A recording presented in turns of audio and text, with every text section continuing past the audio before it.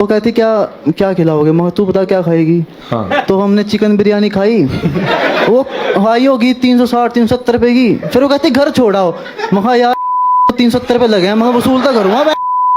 अगर यही बयान किसी मुस्लिम ने दिया होता, वो भी किसी मुस्लिम के कॉमेडी शो में, बवाल कट जाता। इसलिए बिरयानी शब्द सुनकर इसे लव जिहाद मत समझ लीजिएगा, ये है हवस जिहाद। तो क्या हुआ, तो मैं सोच रहा हूँ यार अगर रूम पे ले जाऊँ ऑकवर्ड लगेगा कि पहले दिन ही मांग रही, पहले दिन मांग रही, ले रही मांग रही, मतलब मांग रहा मतलब। और ऐसे हवस जिहाद का जन्म ऐसे ही वाहियात कॉमेडी शो में होता है, जैसे कि इससे पहले हुआ था। Watch your parents have sex every day for the rest of your life, or would you join in once and stop it forever? अरे वो क्यों, इस शो में देखिए कितना महान कॉमेडी शो है, लेकिन सोच क्या है माँ के लिए। आपके पापा नहीं आए यहाँ पे? जी नहीं, वो बिजी है। ओहो, इतनी सुंदर मम्मी, वो कहाँ बिजी है? जब ऐसे लोग होंगे तो माँ का हालचाल ऐसे ही पूछा जाएगा इस समाज में। अब मम्मी कैसी थी? ये हालत है इस अमृत काल में कि स्टैंड अप कॉमेडियन बिना माँ बहन को गाली दिए कॉमेडी नहीं कर पा रहे हैं, और राजनेता बिना माँ को बीच में लाए वोट नहीं मांग पा रहे हैं। मेरी माँ को गालियां दी गई। पर ये गाली देने का सिलसिला किसने शुरू किया? हम ही लोगों ने शुरू किया, क्योंकि हमने जिसको माँ माना उसको बर्बाद कर दिया। गंगा को माँ माना, बर्बाद कर दिया। धरती को माँ माना, पेड़ काट डाले। गाय को माँ माना, मर रही हैं। अब अपनी माँ को भी माँ मानने से डर रहे हैं कि कहीं कॉमेडी शो के नाम पर कोई हमारी माँ को गाली ना दे दे। क्योंकि इस देश में जब प्रधानमंत्री की माँ को गाली दी गई, तब प्रधानमंत्री ने कार्रवाई करने के बजाय जनता के बीच आकर रोना शुरू कर दिया था। मेरी उस माँ को भद्दी भद्दी गालियां दी गई। जब प्रधानमंत्री कार्रवाई नहीं कर पा रहा है जिसने उनकी माँ को गाली दी, तो हम लोग हैं कौन? और ये कार्रवाई कौन करेगा? समाज ही तो करेगा। पर समाज में तो इसकी स्वीकारता बढ़ती जा रही है, क्योंकि घर घर में नेट है और लोग इतने हीन भावना से ग्रसित हैं। कोई भी यूट्यूब पर फेमस हो जाए, किसी की रील वायरल हो जाए, वो सीधा सेलिब्रिटी हो जाता है। सेलिब्रिटी के हाथ में फिर कुछ भी बोलने को है। वो काहे के सेलिब्रिटी हो?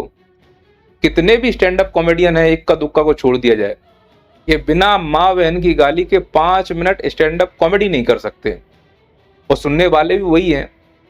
सुनने वालों के लिए तो अचंभा ये है कि बताओ, तुम पैसे देने भी जाते हो, अपनी माँ बहन को गालियां भी दिलवाते हो, और उस पर तुम तालियां भी बजाते हो, जैसे कि ये बजा रहे हैं। क्या संवेदनशीलता इतनी खत्म हो गई? मैं तो इस भाई से कहता हूं कि अगर आपकी मान लो बहन है, भाभी है, मम्मी है, वाइफ है, अंत में है तो वो महिला यार। क्या कॉमेडी के नाम पर इतना असंवेदनशील हो चुके हैं हम कि सामने वाला कुछ भी बोल रहा है हम ठाके लगा रहे हैं? तुम्हें रोकना चाहिए था। तुम क्यों रोकोगे? क्योंकि तुम्हें कोई रोकने वाला नहीं है। इस प्रकार के शो को खुलेआम छूट दी गई है। क्यों? क्योंकि पब्लिक उसी प्रकार की है। कैसे भी करके इस देश की जनता को इन्वॉल्व रखना है। जनता अगर इन्वॉल्व रहेगी तो सरकार से सवाल नहीं पूछेगी, और सवाल नहीं पूछेगी तो सरकारें चलती रहेंगी। उसके लिए देश का युवा बर्बाद होता है तो होता रहे। युवा के सामने ही माँ बहन को गालियां पड़ रही हैं तो पड़ती रहे, उस पर वो तालियां बजाता है तो बजाता रहे। ऐसी कौम तैयार कर रहा है ये देश। अपनी ही माँ को गाली देकर तुम तालियां बजवा रहे हो। अरे धिक्कार है तुम्हारे पैदा होने पर। और ऐसा नहीं है कि केवल माँ बहन पर जोक बन रहे हैं, लड़कियां भी कम नहीं है। स्टैंड अप कॉमेडियन करने वाली लड़कियां भी खुलेआम गाली दे रही हैं। क्या हो गया, तेरा सैंडविच लेके भाग गया हूँ? भाई समानता आ चुकी है, तो अब कहा नहीं जा सकता कुछ। जैसे इसी शो में इन दीदी का ये बयान सुनो। Whatever, जो भी साइज वगैरह जो क्या? पेशे से डॉक्टर है। डॉक्टर का पहला फर्ज यही है कि संबंधित जो मरीज है उसकी जानकारी को छुपाया जाए। खासकर अगर कोई अंग डोनेट कर रहा है तो उसका तो इस प्रकार से मजाक नहीं बनाया जा सकता। तो इस लिहाज से तो ये बेहुदा मजाक हुआ। ये बेहुदा मजाक क्यों करना पड़ा? क्योंकि जीवन में इतना तनाव है कि मजाक सूझ ही नहीं रहा है। अब वो मजाक गुप्तांगों तक आ चुका है। सोच रहे हो, दुनिया में इतनी बड़ी प्रकृति है, इन कॉमेडियन को माँ बहन की गाली, वही गुप्तांग के अलावा दूसरा कोई शब्द है ही नहीं, क्योंकि दिमाग में इसके अलावा कुछ है ही नहीं है। निकम्मे बैठे हुए हैं। कॉमेडी के नाम पर उनके पास शब्द नहीं है, वाक्य नहीं है, सटायर नहीं है, तो लौट फिर के वहीं आते। वैसी ऑडियंस है तो वो भी दीदी वही बोल गई। पूरा उन्होंने डॉक्टरी का उल्लंघन कर दिया, लेकिन वो चर्चा में नहीं रही। ये समाज का दोहरापन है। समाज के दोहरेपन पर मैं क्या बोलूं? मैं इस बात के लिए वीडियो बना रहा हूं कि इनकी जो भाषा है वो गंदी है। हकीकत यह है कि मेरी भी वीडियो में कभी कभी कुछ शब्द कड़े हो जाते हैं, तो ये भी तो एक दोहरापन है। और दोहरापन क्या बोलूं कि इनका फोटो लगाया, उन दीदी का फोटो नहीं लगाया। तो समाज के दोहरेपन को तो मैं खुद प्रेजेंट कर रहा हूं, यही समझाने के लिए कि कितने दोहरेपन का समाज है कि बयानबाजी दोनों ने की, फायदा इस व्यक्ति को हुआ लेकिन नुकसान केवल इस व्यक्ति को उठाना पड़ रहा है। इस व्यक्ति को नौकरी से निकाल दिया गया।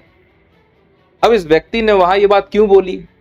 हो सकता है इस व्यक्ति की कोई भी गर्लफ्रेंड ना हो, अपने आप को माचो मैन दिखाने चक्कर में इसने बयानबाजी कर दी। क्योंकि कोई अगर होता तो उसे थोड़ी बहुत तो चिंता होती कि जब इस प्रकार की बयानबाजी बाहर आएगी तो सामने वाले पर क्या गुजरेगी, और जब वो खबर उसके माता पिता पर पहुंचेगी तो उस पर क्या गुजरेगी। तो निश्चित तौर पर जो ये दोहरापन है समाज का, वो ये दिखाता है कि इस लड़के के ऊपर कार्रवाई हो गई, लड़की के ऊपर कोई कार्रवाई नहीं हुई, इस कॉमेडियन के ऊपर कोई कार्रवाई नहीं हुई। नहीं तो इस देश में तो कॉमेडी शो तोड़ दिए जाते हैं, बस वो तभी तोड़े जाते हैं जब उससे सरकार को नुकसान हो रहा हो या कोई मुसलमान शो कर रहा हो। अगर तुम सरकार के पक्ष में बोल रहे हो फिर भले ही माँ बहन को गालियां दो, तुम्हारा शो सर्वश्रेष्ठ शो माना जाएगा। अब इनका तो और सर्वश्रेष्ठ मिल जाएगा, सभी लोग इनको कमर कर रहे हैं, टीआरपी मिल रही है, एक सॉरी बोलेंगे और 6 महीने बाद फिर एक नया शो शुरू कर देंगे। जिस प्लेटफॉर्म से बिरयानी मंगाई गई थी उसका भी नाम लिया गया है, उसको भी टीआरपी मिलेगी, उसका भी प्रमोशन हो गया। इस लड़के को भी प्रसिद्धि मिल गई रातों रात, ये भी अपना एक यूट्यूब चैनल खोलकर जो नौकरी गई है उसकी भरपाई करना लगेगा। लड़की को भी प्रसिद्धि मिल गई। नुकसान किसको हुआ? सच बताऊं, ये जो नुकसान हो रहा है ना धीरे धीरे, जिसे हम ढांकने की कोशिश करते हैं, अरे नहीं चलता है, अरे नहीं चलता है, जब वो बात तुम्हारे घर तक पहुंचेगी, वो ये खबर आएगी कि किसी एक लड़के ने तुम्हारी बहन को बिरयानी खिलाई, अंधेरे पार्क में ले गया और उसके साथ वैसा करना चाहा, तब यहाँ चुभेगा। तब तुम्हें लगेगा कि यार जो ये हो रहा है ना, ये मात्र एक कॉमेडी नहीं है, इस समाज को अंदर से खोखला करने की तैयारी है। और ये खोखला करना कौन चाहता है? वही लोग जो विदेश पढ़ने जाते हैं। वहीं विदेश पढ़ने का इस प्रकार का ड्रामा देखा।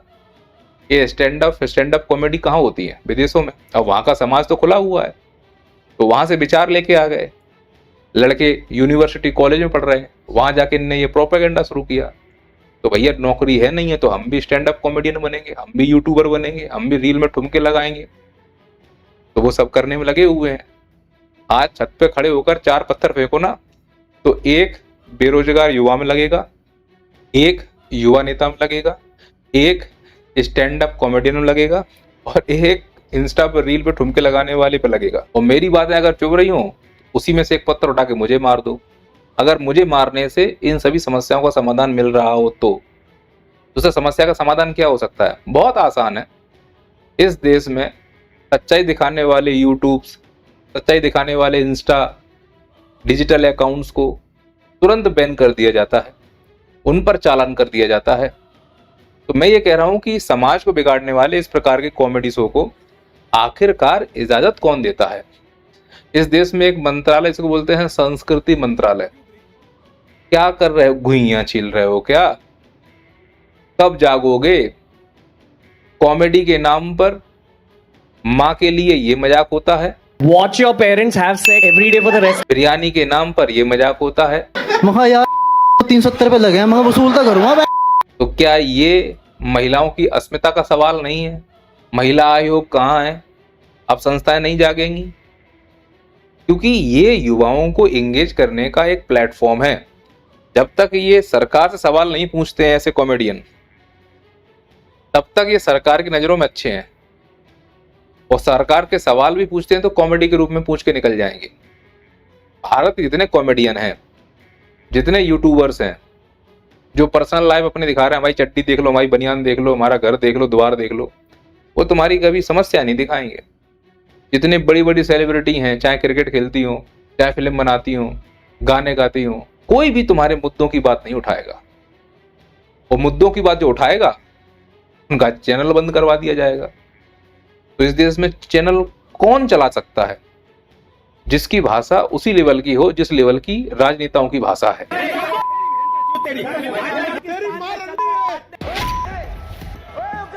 चौथियापन का। तो बस ऐसा ही टेम्परा इन लोगों का मैच करता है, चाहे लड़का हो या लड़की, गाली दोगे संतुष्ट। तो गाली देने वाले सेलिब्रिटी भी हैं। ने मेरा दिल तोड़ा क्योंकि तू बहन की लोड़ी थी, हैं? गाली देने वाले ट्रॉफियां जीत रहे हैं। अब तो नई गाली भुआ हुआ की भी शुरू करी है मैंने।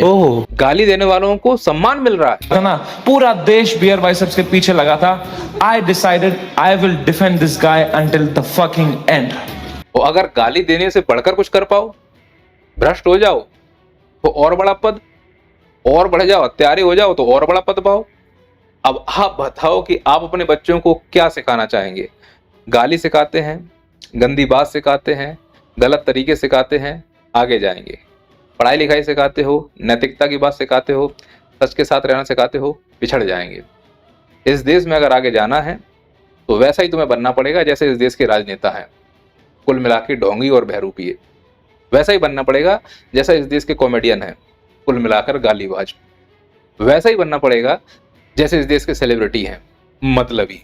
और सच बताऊं, अगर नैया पार को सपोर्ट नहीं मिला तो नैया पार भी इन्हीं में से किसी एक कैटेगरी में जाने वाला है। सपोज करो कि आप गाली गलौज वाली कॉमेडी करने वाले हो और आपको देखने वाले दर्शक भी वैसे ही हैं, तो भाई आपने 300 टिकट बेच दिए, वहां तक आपकी स्वतंत्रता है, पर आप उस शो को रिकॉर्ड करके यूट्यूब पर ना डालें। तो अगर डाला जा रहा है तो सरकार ये ध्यान रखे कि जैसे मूवी को सेंसर्ड किया जाता है, ऐसे इसी प्रकार के गाली गलौज वाले कार्यक्रमों को भी सेंसर्ड किया जाए। ये एक तरीका हो सकता है, मध्यम मार्ग अपनाया जा सकता है, संविधान के रूप समाधान निकाला जा सकता है, जिससे सांप भी मर जाएगा, लाठी भी नहीं टूटेगी। खैर, कभी कभी मन करता है कि मैं बाबा बन जाऊं, भगवान कसम बड़ी कमाई है।